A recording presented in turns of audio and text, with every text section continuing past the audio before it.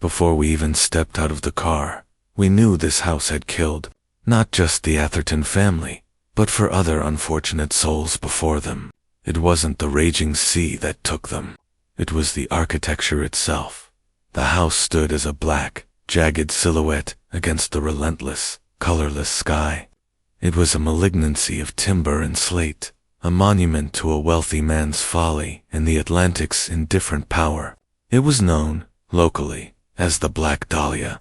Though no flower had ever been near, the place only salt-whipped sea oats, fine, shifting sand, and the ghosts of forgotten seasons. Its architecture was a discordant mix of New England Victorian and something vaguely ecclesiastical. A steep, pitched roof, narrow, black-shuttered windows that looked like vacant eyes, and a prominent, conical turret that gave it the air of a lighthouse that had forgotten its purpose. It was set back from the high tide line, perched atop a massive, man-made dune. Its foundations sunk deep into the earth, as if chained by a terrible secret. Across the entire facade, in letters of brutal, chipped, blood-red paint that seemed to pulsate against the monochrome backdrop, was the single, monolithic word, update. Elias Vance parked his rental car on the shoulder of the remote coastal road, the engine ticking as it cooled. He hadn't seen another vehicle for 20 miles, which was precisely the point. The Black Dahlia was not a place one stumbled upon. It was a place one sought, drawn by the currents of obsession and fear that swirled around its history. Elias was a former investigative journalist. Now, a celebrated podcaster, an internet personality known for diving into cold cases with a cursed address. He didn't believe in ghosts, but he believed in the power of human malice, and he knew that some locations, like a charged battery, simply held the residue of trauma. He pulled a small, expensive drone case from the trunk and scaled the dune, the fine sand pouring into his leather boots. The wind was a low, mournful siren, whistling through the dry grasses. The moment he stepped onto the property, a profound sense of wrongness settled over him. The air here was heavy, metallic, like a pending storm that never breaks. He set up his tripod. He adjusted his microphone, his voice smooth and resonant, a practiced blend of skepticism and morbid curiosity. Testing. Audio level seems good. For those of you tuning in, this is Elias Vance, and you are listening to Cursed Coordinates. Before we go any further, and trust me, you'll want to stay for what we find today, take a moment, hit that subscribe button, give the video a like, and share this with anyone who loves a true mystery. Now, back to the Black Dahlia. The Dahlia had been silent for 2 years since the last family, the Athertons, had walked out mid-breakfast and simply never returned, leaving the coffee brewing and the morning paper folded on the kitchen table.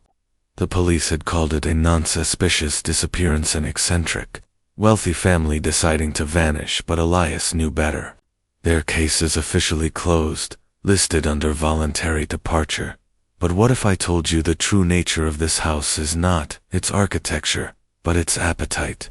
What if it's not the family that left, but the house itself that simply absorbed them? Today, we go inside. Today, we find the update. Elias packed the drone away and approached the front of the house. The wide porch, running the length of the structure, had white railings that were now a decaying contrast to the oppressive black wood. The floorboards were bleached and cracked, sighing beneath his weight. He found the basement entrance around the back, half hidden by a thicket of dead brush. The bolt lock was old, rusted, and easily defeated with a small crowbar he carried. The screech of metal on metal was a shocking violation of the silence. He descended a set of steep, earth-stained steps into a space that smelled of wet concrete, stagnant seawater, and something else, something sharp and organic, like ozone and dried blood. He flicked on his high-powered flashlight. The basement was enormous, a labyrinth of supporting pillars and stone-lined crawl spaces.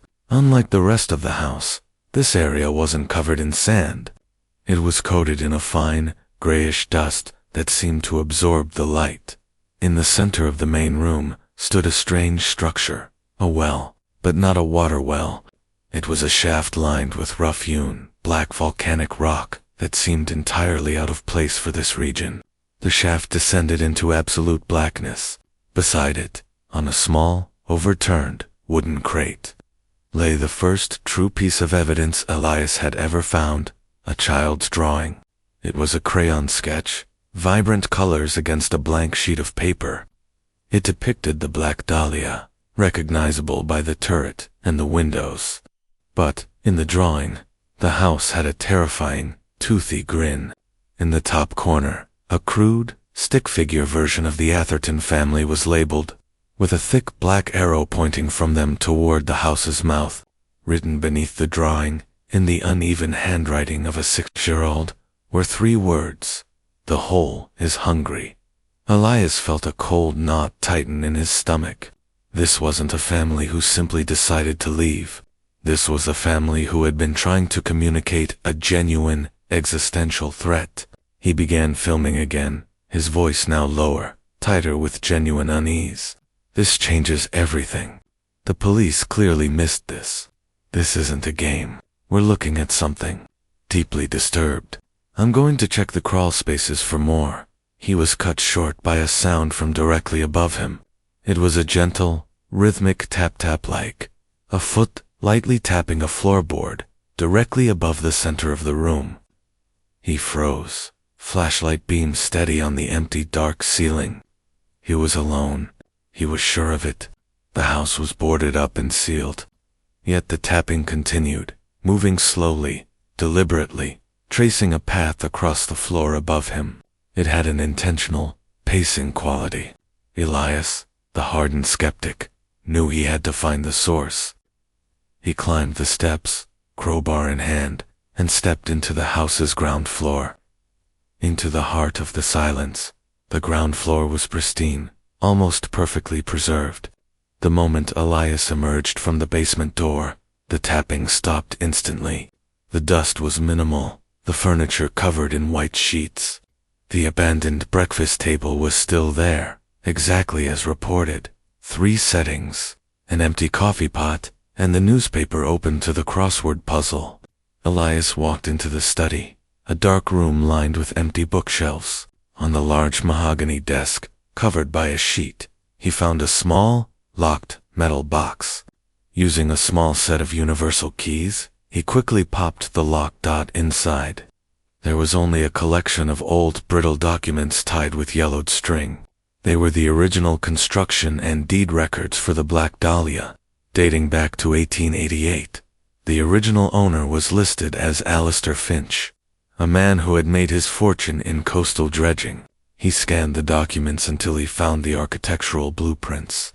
They were meticulous, except for one glaring anomaly in the basement cross-section. The architect had clearly marked a subterranean feature, labeled only as the archive. It was located directly beneath the turret, and it was a structure that was completely missing from the physical basement Elias had just explored. The archive was drawn as a perfect, airtight concrete vault, separate from the rest of the foundation, accessible only by a single, narrow steel door, a door that did not exist in the space he had been in. Elias knew the drill. In these places, what the house hides is always more important than what it reveals. The archive was the true update. He rushed back down to the basement. The strange, black, volcanic rock wellet was positioned exactly where the blueprint indicated the missing vault should be. He began striking the concrete floor around the well with the crowbar. He was looking for a seam, a hollow sound, any indication of the steel door. The black rock of the well began to flake under the force of his blows. The black rocks were not rocks at all. They were tightly packed bundles of sea cola-specific, deep-mine type of coal used for high-heat industrial furnaces. He pulled away a mass of the coal, the metallic smell intensifying. Beneath the mound, exactly where the blueprint said it would be, was the faint outline of a rusted, circular steel hatch set flush into the concrete. He saw no hinges, no handle, only a single, large, round indentation, a wheel lock, sunk into the metal. The hatch was enormous, built to withstand a siege. Elias placed the camera on the crate, focusing it on the hatch. Okay, listeners, you're seeing this? This is it? The actual reason for the house's isolation. The well was a clever camouflage. This is the archive, and I need to open it. Elias worked for nearly an hour, chiseling away the concrete around the wheel lock indentation. Finally, he got enough of the steel mechanism exposed to jam the crowbar into a small gap. He put all his weight into the leverage. The crowbar groaned. The house groaned. The immense lock finally broke free with a deafening, echoing crack that seemed to rattle the very sand outside. The sound of the mechanism releasing was immediately replaced by a new sound, running water, followed by a violent hiss. It wasn't the ocean. It was the sound of high pressure, superheated steam escaping from a fractured pipe deep within the structure. Elias gripped the circular steel handle and twisted it. The heavy metal door shuddered, hissed again, and slowly dropped inward. He descended a final flight of steps into a space that was dry, lit by a single, preserved electric light bulb. The archive was perfectly preserved, but it was not filled with documents. It was filled with dozens of antique metal cages, all of different sizes, rusted and empty. Alistair Finch was not a collector of papers. He was a collector of things. Elias found Finch's leather-bound logbook on a small desk. Finch wasn't a builder. He was a marine anomaly collector. The logbook detailed his collection, a list of rare and unusual deep-sea specimens, and chillingly, several entries simply referred to specimen H with a date and the word acquired. Finch's final entry detailed the truth. The house, the Black Dahlia, wasn't built on the sand. It was built over a subterranean fault line that occasionally vented high-pressure steam from the Earth's core. Finch used this to create a hidden, high-temperature drying room, the real archive for his rarest specimens. The well in the basement was a disguised steam pipe used to regulate the heat. Elias's eyes fell upon a small, almost invisible door at the back of the archive. This led to the final chamber. He nudged it open, and the intense, dry heat that rushed out nearly scorched him. Inside, there was no sign of human remains, but he found 3 small, perfectly calcified sculptures on a stone shelf: a father, a mother, and a child. They were not sculptures. They were the petrified, rapidly dried remains of the Athertons, instantly turned to stone by the intentional release of trapped geothermal steam. Finch's final and most prized specimen H. The house wasn't haunted. It was a perfectly engineered killing oven. A final, crumpled journal entry from the child described the last morning. A strange, metallic smell, the house beginning to shake, and the floorboards getting hot. Shake, and the floorboards getting hot. The tapping returned, louder than ever, no longer footsteps, but the rhythmic sound of the steam pressure building in the ancient, fractured pipes, the sound of the house's geological weapon reloading. Elias realized the breach of the main vault had destabilized the whole system. The house was operating as designed, sealing him inside to become the next specimen H. He rushed out of the archive, but the main hatch, powered by the hydraulic pressure of the escaping steam, slammed shut behind him. The wheel lock began to slowly turn itself, grinding and hissing. Scalding white vapor, smelling intensely of sulfur and metal, filled the main basement room. The temperature rose instantly, forcing Elias back up the steps and into the ground floor. He was trapped on the ground floor. The basement was sealing itself, and the air was getting impossibly thick. The house began to shake, the glass in the dining room windows fracturing with sharp cracks. Elias fumbled with his gear, his hands burned and shaking. He had to get the evidence out. He grabbed the heavy-duty drone case, found the emergency launch settings, and frantically activated the rotor. He managed to lift the drone, his final messenger, up through the shattered front window of the house. He sent a final, desperate voice message to his producer, attaching the video footage of Finch's logbook and the petrified family. This was the true update. As the drone soared out over the dunes, the house began its final collapse. The steam pressure, now venting uncontrollably, ripped through the foundations. The walls buckled inward, the roof split along the ridge, and the conical turret slid off its base, crashing into the sand. Elias launched himself through the ruined front door just as the entire Black Dahlia imploded in a geyser of hot sand, black timber, and escaping steam. It was consumed by the very forces it was built to harness. Elias was found miles down the road by his producer, injured and in shock, the drone footage having reached the safety of the cloud moments before he ran out of power. The police confirmed the petrified artifacts were human remains. The Black Dahlia was just a heap of ash and black timber, its sinister purpose finally exposed. Elias became a reluctant hero.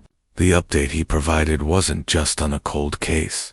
It was a horrifying revelation about human cruelty and architectural malice. His final podcast episode, recorded weeks later, ended with the chilling conclusion that some monsters are not spirits, but machines of architecture designed by cold, calculating minds. And his final update was also his salvation. The Black Dahlia was gone, but its secret was finally out. The sudden silence that fell upon the dunes after the implosion was more terrifying than the house's final death throes. Elias, half crawling through the burning rubble, was shielded only by a large slab of fallen slate. The metallic temps of sulfur and scorched earth hung in the air. He was found 20 minutes later by his producer, Maya, who had arrived with emergency services. Maya had heard the final, desperate audio upload and the chaotic screams that followed. Elias was pulled from the wreckage battered, concussed, and suffering from first-degree burns on his arms and face but alive. The crucial evidence, the drone footage, was secured. It was the definitive update the world had been waiting for, incontrovertible proof of the Atherton family's fate, and the horrifying architectural mechanism that caused it. The police, initially skeptical, were forced to acknowledge the truth when they surveyed the scene. Instead of a haunted house, they had a geological crime scene. The site was immediately quarantined, no longer a missing persons case, but a complex forensic investigation spanning engineering, geology, and mass murder. For Elias, the reality was a brutal shockwave. The petrified remains of the three Athertons, the mother, the father, and the 6-year-old child whose drawing he had found were recovered from the collapsed archive. They were perfectly preserved, trapped in moments of terrified realization. Elias, viewing the forensic photos from his hospital bed, realized the true horror. They weren't just killed, they were displayed. Finch hadn't sought to merely dispose of them. He sought to immortalize his work. The house was his museum, and the heat was his varnish. This knowledge, coupled with the rhythmic tap-tap of the pressure system now permanently echoing in his mind, began the deep fracturing of his skepticism. He had looked for human malice, but found something colder, more systematic, and utterly devoid of soul. The broadcast of the drone footage, a short, heavily edited segment, released by Elias's team from the hospital, shook the internet and mainstream media to its core. The image of the black volcanic coal hiding the massive steel vault, the chilling sight of the archive, and the voiceover describing the petrified family went viral immediately. The term architectural malice became the new buzzword, replacing Black Dahlia ghost. For the first time, Elias Vance's podcast, Cursed Coordinates, jumped from niche curiosity to global phenomenon. But the fame tasted like ash. The investigative spotlight immediately swung to the original builder, Alistair Finch. Historical records painted him as a genius industrialist in the late 19th century, making his wealth by dredging deep-sea channels. Finch was known for his obsessive secrecy and his bizarre, self-funded scientific expeditions, often returning with crates of rare, unclassifiable specimens from the deepest trenches. The newly established task force, working with Elias's recovered logbook, confirmed the names of the previous 4 families who had vanished within the Black Dahlia's walls over the last century. They had all been Finch's specimens, acquired and preserved through geological engineering. The true breakthrough came when a researcher in the task force cross-referenced Finch's shipping manifests. The sea coal used to disguise the hatch was identical to the coal Finch had used in a failed patent attempt for a new incredibly high-heat industrial drying process. The Black Dahlia was not a residential dwelling. It was Finch's most refined and deadliest experimental kill. Its purpose was to use the Earth's natural energy to instantly petrify organic matter. The word update scrawled on the front was likely Finch's sick final modification, a permanent status marker on his grotesque human collection. 2 months passed. The Black Dahlia site was now a protected exclusion zone, dominated by forensic tents and geological sensors. Elias, physically recovered, but mentally fragile, was staying in a small, isolated cabin, further up the coast, trying to write the final podcast episode. He couldn't shake the sensation of the house still watching him. He kept seeing the faint, blood-red word update, superimposed on the windows of every empty building. His attempts to process the footage were agonizing. He had watched hundreds of hours of mundane footage from the Athertons' final days, the father doing a crossword, the mother reading, the child playing with crayons, all leading to the moment of petrification. The child's drawing, "The hole is hungry," was the only true warning. Elias realized he hadn't escaped the house. He was now carrying its data. His producer Maya became his anchor. She flew out frequently, bringing him supplies and updates on the investigation. During one visit, she found Elias meticulously sorting through Alistair Finch's retrieved logbook, obsessively checking the coordinates of Finch's dredging operations. "Elias, stop," she pleaded. "It's over. The house is gone. The monster is dead."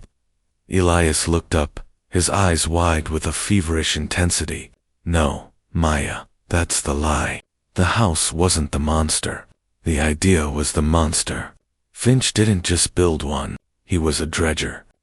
He found the fault line here, yes, but he spent his whole life digging. What if the Black Dahlia was merely his prototype? What if the real archive, the ultimate specimen, is waiting in another location, a place only Alistair Finch knew how to find?" The tapping sound, that metallic rhythm, suddenly intensified in his ears. It wasn't trauma, it was a clue. It wasn't trauma, it was a clue. Driven by this manic conviction, Elias, supported reluctantly by Maya and his team, began a global deep dive into Finch's financial and geographical movements. He disregarded the official closure of the case, convinced that Finch's specimen H was an entire classification, not a single building.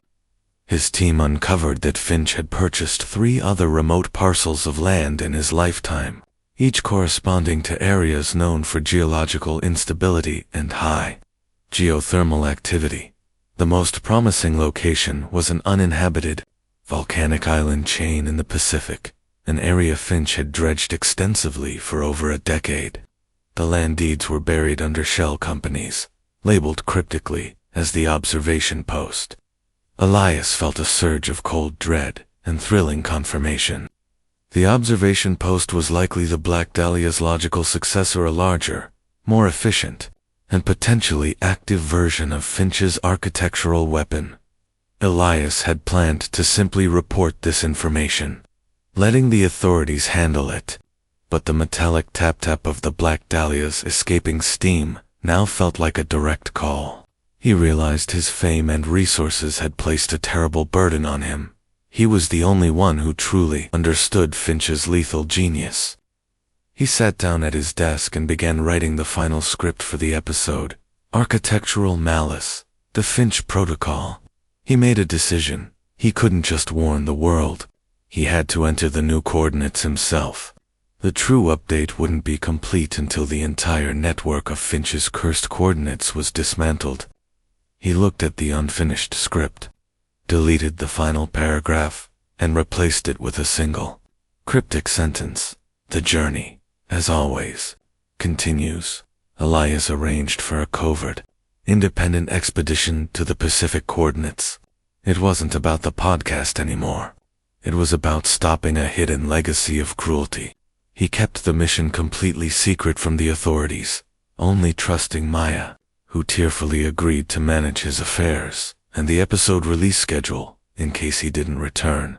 Before leaving, Elias recorded a final, private audio log. "I have to finish what the house started," he whispered into the microphone. The Black Dahlia was a confession. The update was a threat. And Finch, even 100 years later, still controls the narrative. He described the terrifying logic of Finch's design, how a house could be weaponized using natural physics, turning human life into a permanent, artless sculpture. He outlined the steps Maya should take to trigger the authorities if his transmission stopped for more than 72 hours. His plane took off from a remote, private airstrip under the cover of a dense coastal fog. Elias was no longer the skeptical journalist. He was a self-appointed executioner of 100-year-old architectural evil. As the coastline vanished behind the clouds, he looked down at the map of the remote Pacific island chain.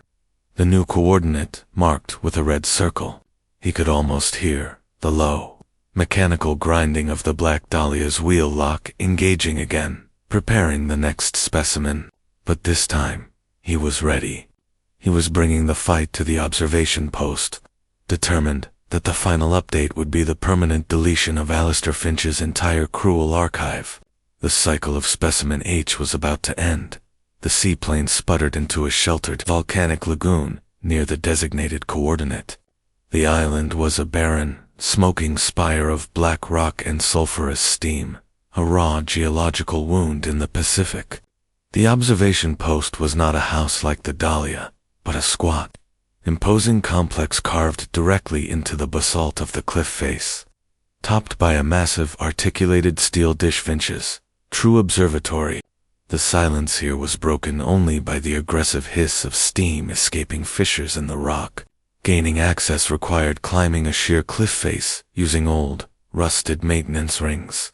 Inside, the air was thick with heat and the metallic ozone smell he now instantly recognized. Elias bypassed pressure gauges and ancient electrical panels. Guided by his chilling intimacy with the Black Dahlia structure, he finally reached the central control room, located deep beneath the steel dish. It was a terrifying fusion of Victorian clockwork and raw geothermal power. A large brass console with levers, dials, and massive pressure valves, all focused on a single, glowing red indicator, status, acquiring specimen. The system was active. It wasn't dormant, like the Dahlia. It was hunting, searching for its next location to trigger. Elias realized the observation post wasn't the archive. It was the active trigger for the entire, decentralized Finch protocol. Elias saw a detailed map etched onto the console, a spiderweb of locations showing not just the Black Dahlia, but dozens of points across the globe, all utilizing local geological phenomena. The cycle of Specimen H was a vast, ongoing process.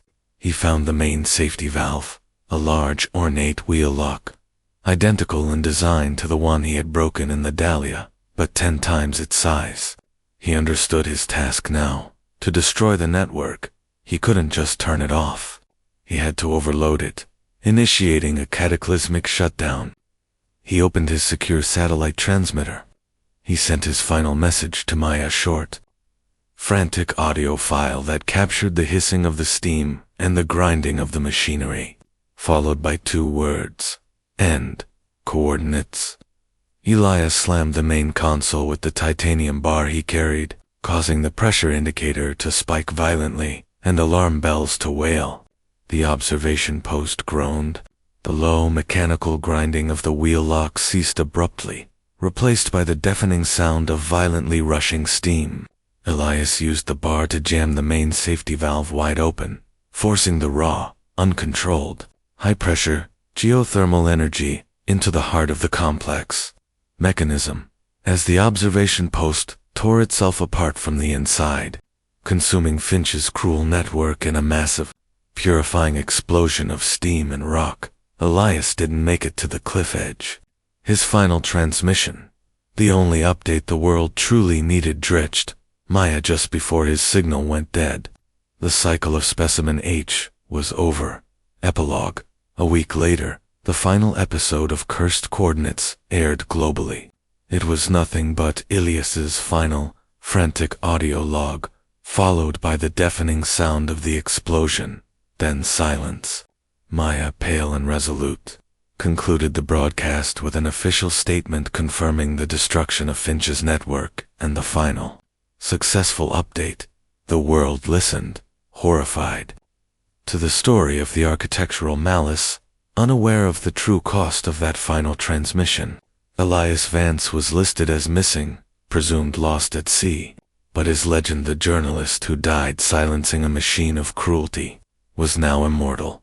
And that closes the book on the Black Dahlia and the Finch Protocol. If Elias taught us anything, it's that there are always deeper, darker secrets waiting to be uncovered. So don't forget to subscribe to Cursed Coordinates for more updates. Like this video, and share it with anyone who still believes some houses are just houses. Some houses are just houses.